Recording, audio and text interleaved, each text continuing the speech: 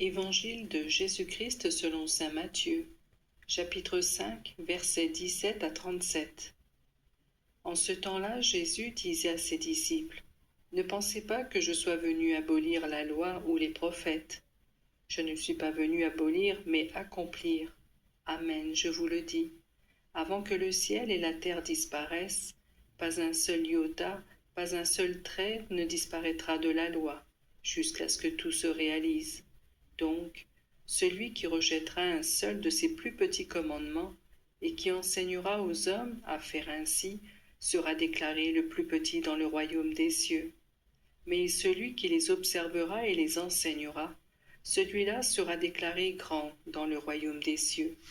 Je vous le dis en effet, si votre justice ne surpasse pas celle des scribes et des pharisiens, vous n'entrerez pas dans le royaume des cieux. Vous avez appris qu'il a été dit aux anciens, « Tu ne commettras pas de meurtre. » Et si quelqu'un commet un meurtre, il devra passer en jugement. Eh bien moi, je vous dis, tout homme qui se met en colère contre son frère devra passer en jugement. Si quelqu'un insulte son frère, il devra passer devant le tribunal. Si quelqu'un le traite de fou, il sera passible de la géhenne de feu. Donc, lorsque tu vas présenter ton offrande à l'autel, si là tu te souviens que ton frère a quelque chose contre toi, laisse ton offrande là, devant l'autel. Va d'abord te réconcilier avec ton frère, et ensuite viens présenter ton offrande.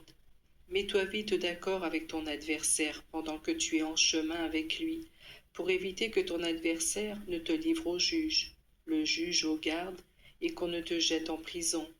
Amen, je te le dis. Tu n'en sortiras pas avant d'avoir payé jusqu'au dernier sou. Si vous avez appris qu'il a été dit « Tu ne commettras pas d'adultère », eh bien moi je vous dis, tout homme qui regarde une femme avec convoitise a déjà commis l'adultère avec elle dans son cœur.